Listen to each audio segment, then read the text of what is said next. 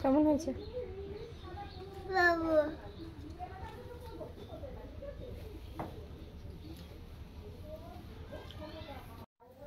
Good morning, সবাই কেমন আছেন? শিবরাঙ্গি চ্যানেল আর একটি ভিডিওতে আপনাদের অনেক ভালোবাসা। তো এখানে সকালে আমি বানিয়েছিলাম চাউমিন, এটা হাজব্যান্ড খায়নি, আমি আর ছেলে খেয়েছি। তারপরে খেয়ে আলু ধুতে বসেছিলাম। আলুগুলো নতুন আলু, এই একটা সমস্যা, বালি থাকে, এগুলো ধুয়ে পরিষ্কার করে রোদে দিতে হয়। তারপরে বসিয়ে দিয়েছিলাম রান্না। তারপর দেখুন ছেলে কী করছে। বাইরে আলুটা শুকো দিয়েছি আর নিয়ে আসছে 5 কেজি আলু এখানে। কি বলবে?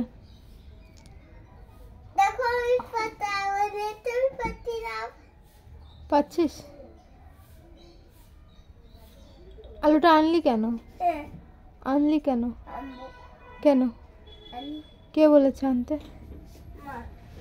মা কখন বললো তোকে? ওরে বাবা, 4 বছরের পোটটা 5 কেজি আলু তোলে। তোর কেজি, তোর ওয়েটই 15 কেজি। থাক, আর লাগবে না, ছাড়ো।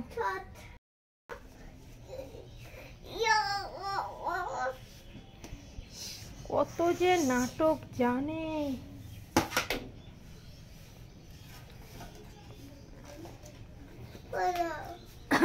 খোল,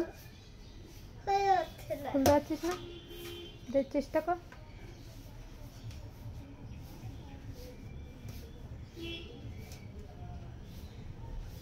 এই তো খুলে যাবে, এই তো খুলে গেছে।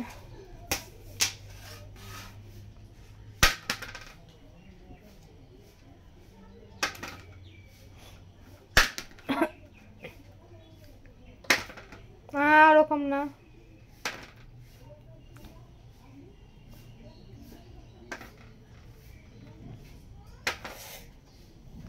আস্তে আস্তে।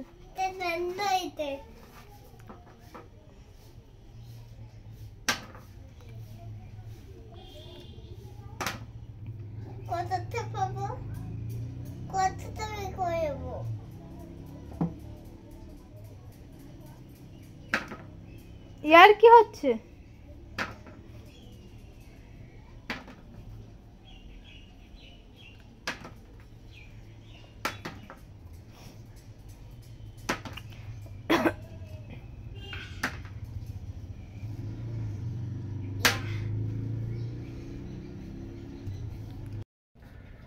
তাহলে ইনজেকশনটা দেওয়া, তাই তো?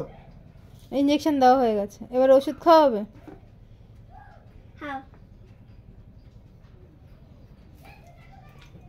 আচ্ছা, তারপরে ওষুধ হাফ মুখে হাফ নিচে। ওষুধটা আবার কি, জোয়ানের ওষুধ? আচ্ছা, আর এটা কি? আচ্ছা, কি এটা কি দেওয়া হলো? যেটা কি দেবা এটা? আচ্ছা, কে কি কেমন ডক্টর, নিজে মুখে দিয়ে খাওয়াচ্ছে? এ কেমন ডক্টর?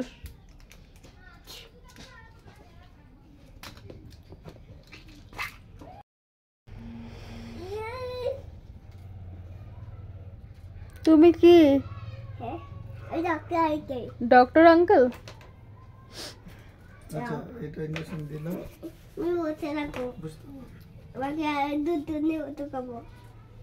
ওষুধ খাওয়াবে? তোমাকে কাটতে দেবো না।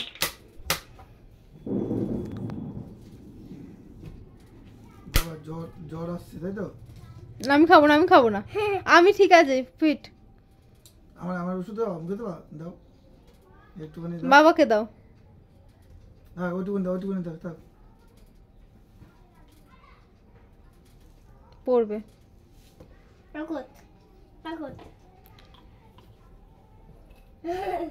জোয়ান নাকি ওষুধ?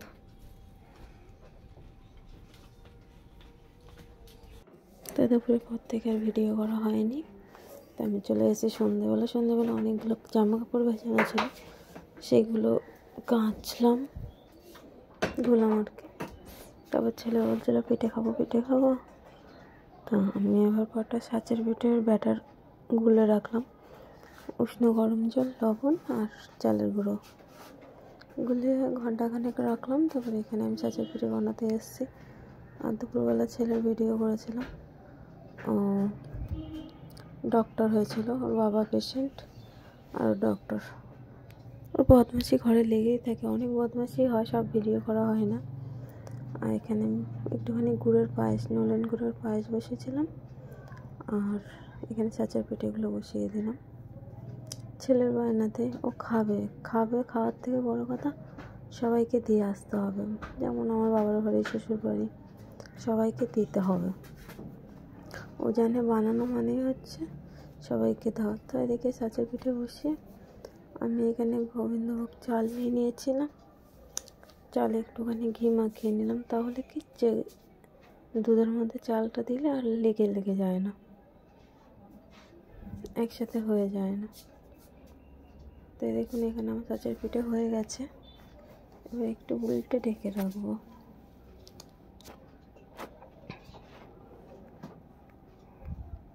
আজকে অল্প একটু বানিয়েছিলাম, ও কয়েকটা খেলো আর আমরা খেলাম। খুব একটা বানাইনি আজকে। তো ওদিকে আমি দুধটাও বসিয়ে দিয়েছিলাম, ওইদিকে ছাঁচের পিঠে বসিয়ে দিয়েছিলাম।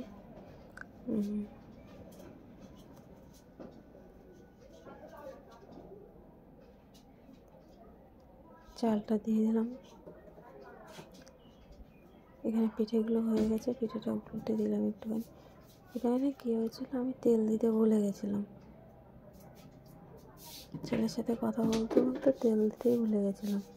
তাও দেখলাম যে না, উঠে গেছে, কোনো অসুবিধা হয়নি। তো এখানে পিঠেগুলো হয়ে গেছে, আবার নামিয়ে নিয়ে আবার একটা তেল দিয়ে দিলাম। তেল দিলে খুব সুন্দর উঠে যায়, তার জন্য তেলটা দেওয়া বারবার।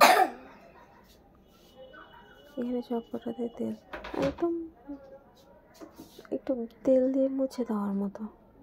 তারপরে এখানে আবার বসিয়ে দিলাম। আর দিকে আমার পায়েসটা হচ্ছে।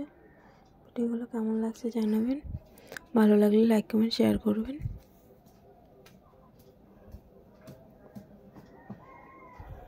আর সাবস্ক্রাইব করে পাশে থাকুন।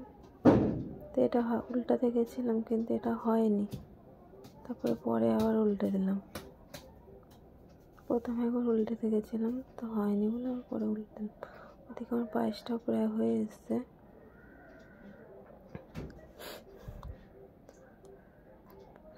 এই ছাঁচের পিঠের কয়েকটা হয়তো আছে, বেশি নেই, যত সম্ভব।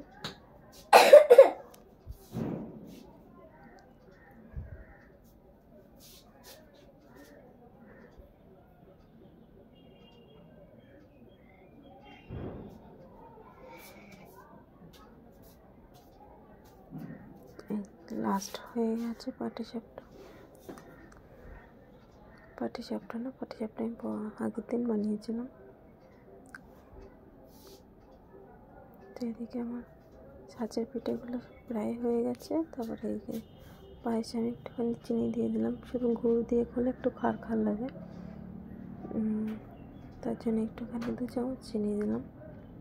তারপরে দিয়ে দেবো এই যে গুড়ের পাটালিগুলো দিয়ে দেবো।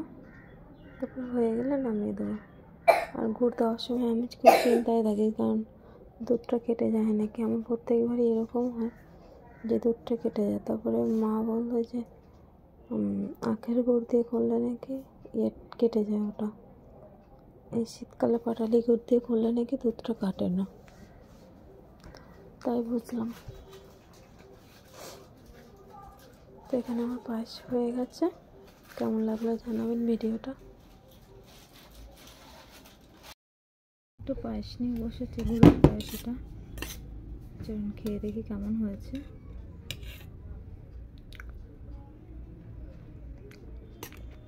খুব ভালো হয়েছে, টেস্ট দারুণ। এটা ছেলে খাবে না।